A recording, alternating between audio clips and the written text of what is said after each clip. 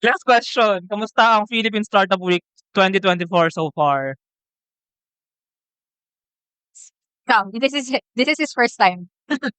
Actually, I'm surprised kasi yeah, this is my first time joining the Philippine Startup Week and I was surprised na napakaraming tao dito and I get to meet some of the people na usually nakikita ko lang sa mga local events like in Cagayan de Oro and whatnot. And in here, the vibe is very different. It's very lively and yeah, I'm really hoping to join the next Philippine Startup Week next year. Next year. Okay, thank you so much, Pikatok. Thank you. Thank you. Kamusta ang Philippine Startup Week so far?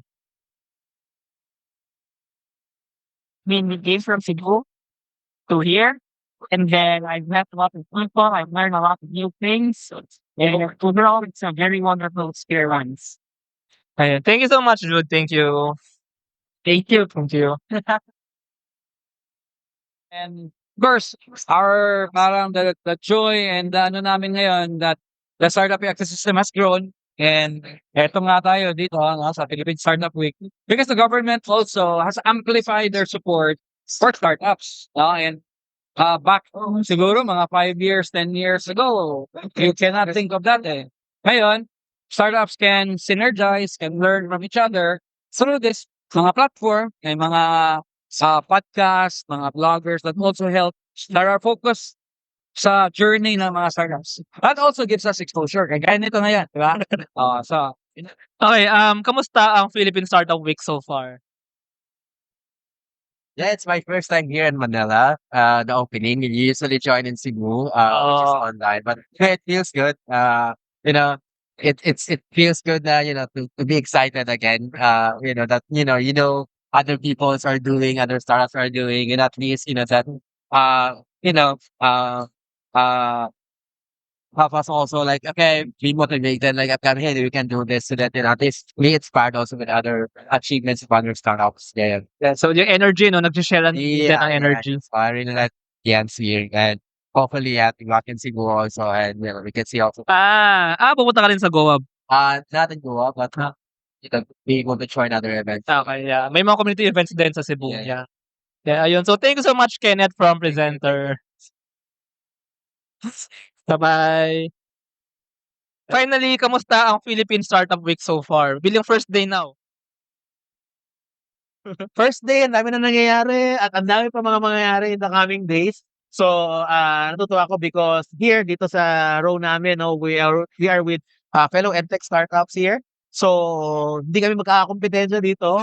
Well, of course, we are addressing different problems and we are leveraging on partnerships that we build. Marami nag-visit sa booth, not specifically schools, but potential partners that will help us in achieving our mission. So, I'm happy that we have this platform, the Philippine Startup Week, kung saan nagsasama-sama, startup enablers, startup founders, and everyone who can all help make the Philippines a better country to live in.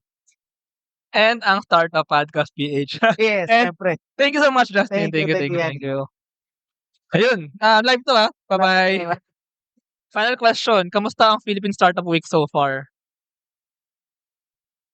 of course, super happy and it's really, you know, giving you a different kind of fire when you join this kinds of events because you're seeing a lot of passionate people that even though at some point it's really hard to grind as an entrepreneur, but you can see, the smiles, their faces, and how determined they are to really ensure that their startups will become successful in the future and really help and have social impact. Wonderful answers. Thank you so much, Paulo.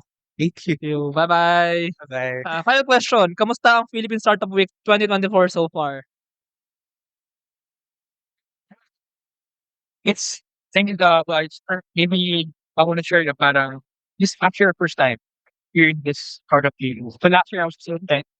So now parang I'm able to really experience what the whole startups with to understand and observe what it is. So this is a really great avenue and opportunity for a lot of startups, especially for me. Just scaling and trying to make it just space. Yeah, so really And thank you so much. Thank you. Thank you. Johnny, yeah. And ayun, bye-bye sa mga nanonood. Ayun, thank you. Final question, kamusta ang Philippine Startup Week 2024 so far? So far, I met a lot of people. I met a lot of great people na I think I can collaborate with my startup and will help me to scale up, grow my startup. Thank you. Sorry. Thank you. Thank you, bye-bye.